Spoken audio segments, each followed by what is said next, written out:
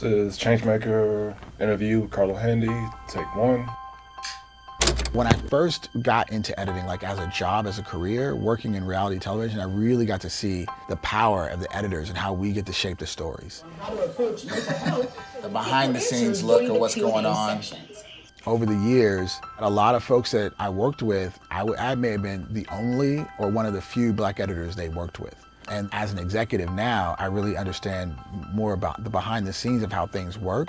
And so when the pandemic hit and George Floyd was murdered, during that time there become this really an urgent call out to find diverse people to help tell these stories. So I got a lot of phone calls from people I worked with over the last 20 years saying, hey, at my job, we're looking for Black editors, do you know any?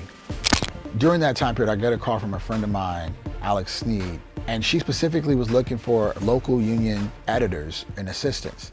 There was a private Facebook group, mostly post-production people that work professionally in our business. I decided to just put a Facebook post out. Any Black union editors, please DM me. There was 1,000 comments within hours. And all the posts were like back and forth about people being like, this is reverse racism, you know, people putting buckwheat memes.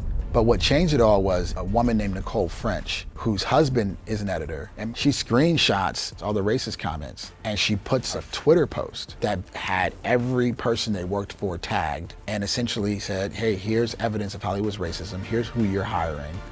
The very next morning, I got a call from every major news outlet in Hollywood. Take me through the process. You're on a Facebook group.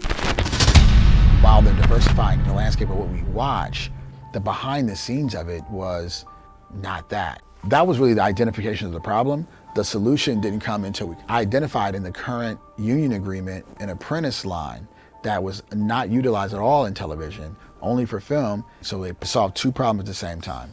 To get people from the community trained on the proper equipment and proper processes, and get the studios to be able to hire diverse talent that actually was prepared to go into their jobs. So once we figured all that out, we had this system that anyone could tap into. At the Urban League, our mission was to train young people for lucrative careers. So we decided to go to a training partner that could provide both the hard skills, the soft skills, and also the connections with industry. And the Handy Foundation was so valuable to us. Carlo Handy's going to be speaking with us today.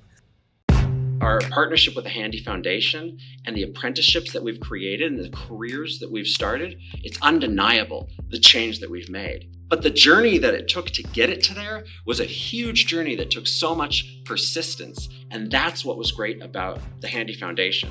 They just didn't take no for an answer. Throughout the years, there's been a lot of training programs, and none of them have come out as ready to work on actual productions, as we've seen with the Handy Foundation. Before Bunim/Murray partnered with the Handy Foundation, I think you hire who you know, but the Handy Foundation has sort of opened up a bigger pool of people for us to be able to hire.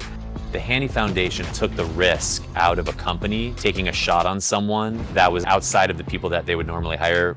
When you see the results from the program and hear how the teams feel about these individuals that came on board and worked with them, it really is such a positive experience for everyone involved. We've had the pleasure of working with the Handy Foundation for years on these high-profile projects at Netflix. The Power Trilogy, Ballet, Hunger Games. Toya and Reginae, Mayfair Witches, as well as Fear of the Walking Dead, providing support to participants all the way from training through hiring and beyond. With our Apple show Acapulco, we had this problem. Nobody in post speaks Spanish. So I was able to join as an apprentice, helping the editors supervise the translations were accurate. All of the shows wanted to be a part of this thing. So film school, they don't teach you how to be an assistant editor at all. When I got to Handy, I heard stuff like multi-grouping and auto singing. I'm like, it was actually pretty hard at first. Since graduating from the Handy Foundation, I've been an assistant editor on Queens, American Horror Story, Law & Order.